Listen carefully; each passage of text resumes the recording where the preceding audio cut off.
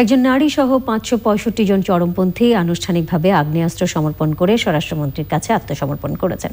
আইনি প্রক্রিয়ায় তাদেরকে স্বাভাবিক জীবনে ফেরার সুযোগ দেওয়ার আশ্বাস দিয়েছেন স্বরাষ্ট্রমন্ত্রী। আবুল কাশেমের ক্যামেরায় পাবনা থেকে আখতারুজ্জামান আক্তারের সহায়তায় এনামুল কবির রূপম জানাচ্ছেন। ২০ বছর পর পাবনায় আবারও স্বরাষ্ট্রমন্ত্রীর কাছে চরমপন্থীদের আত্মসমর্পণ। পূর্ব বাংলা কমিউনিস্ট পার্টি লাল পতাকার পাবনা অঞ্চলের নেত্রী আরজিনা বেগম সহ ১৪ জেলার ৫৬৫ জন চরমপন্থীর ৬৮টি আগ্নেয়াস্ত্র জমা দিয়ে স্বরাষ্ট্রমন্ত্রীর কাছে আত্মসমর্পণ। স্বাভাবিক জীবনে ফিরে এসে জনগণের জন্য কাজ করার প্রত্যয় তাদের। দেশের বিভিন্ন প্রান্তের প্রতিভাবান অনেক ছেলেরা এটার মধ্যে যুক্ত হয়েছিল নানান কারণে।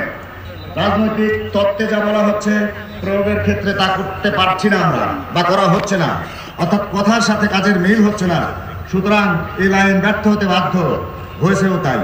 প্রধান বক্তা পুলিশের আইজি ডক্টর মোহাম্মদ জাবেদ পাটোয়ারি। চরমপন্থী স্বেচ্ছা আত্মসমর্পণের যে সিদ্ধান্ত নিয়েছে তাদেরকে আমি স্বাভাবিক জীবনের পথে স্বাগত জানাচ্ছি। তারা আইনি প্রক্রিয়ার মধ্য দিয়ে দ্রুতই মূলধারার জীবনে ফিরে আসবেন। রাষ্ট্র ও সমাজে তাদের ফিরে আসাকে সাদা দৃষ্টিতে দেখবেন, স্বাগত জানাবেন এবং পুনর্বাসন প্রক্রিয়ায় সহায়তা করবেন। আত্মসমর্পণকারীদের আর্থিক প্রণোদনা দেন স্বরাষ্ট্রমন্ত্রী। আপনাদের পরিবারের একজন সদস্য তার দুঃখের কথা, তার বেদনার কথাটা আজকে প্রকাশ করে গেলেন। তাদের দিকে তাকিয়ে যে আপনারা ফিরে আসছেন, তাদের দিকে তাকিয়ে আজকে যে আপনারা আপনাদের ওই অস্বাভাবিক জীবন থেকে স্বাভাবিক জীবনে ফিরে আসার জন্য যে আপনারা চলে আসছেন, সেই জন্য আপনাদেরকে ধন্যবাদ এবং শুভেচ্ছা জানাচ্ছি। আমি আবারও স্পষ্ট করে বলতে চাই, আপনারা যারা আত্মসমর্পণ করেছেন, আমরা একটা আইনি প্রক্রিয়ার মাধ্যমে আপনাদেরকে আইনি সহযোগিতাটা দেব। আপনারা যেভাবেই যে এসে আসছেন, আপনাদের এগুলো আমরা আইনি সহযোগিতা করব যাতে আপনারা স্বাভাবিক জীবনে ফিরে আসতে পারেন। ২০ বছর আগে ১৯৯৯ সালে দেশের দক্ষিণ পশ্চিমাঞ্চলের ৪ শতাধিক চরমপন্থী নেতা ও কর্মী সে সময়ের স্বরাষ্ট্রমন্ত্রীর কাছে আত্মসমর্পণ করে স্বাভাবিক জীবনে ফিরে যান।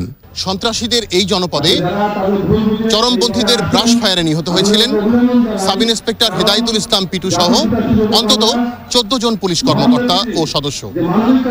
সে সময় তাদের অস্ত্রের ঝনঝনানি আর বারুদের গন্ধে এলাকাবাসী ছিল চরম আতঙ্কের মধ্যে। আইন শৃঙ্খলা বাহিনীর তৎপরতায় এখন তাদের কর্মকাণ্ড অনেকটাই সীমিত।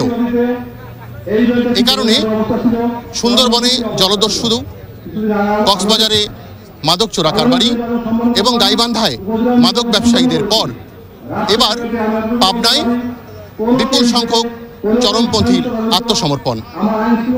পাবনা থেকে এনামুল কবির রূপম, চ্যানেল আই।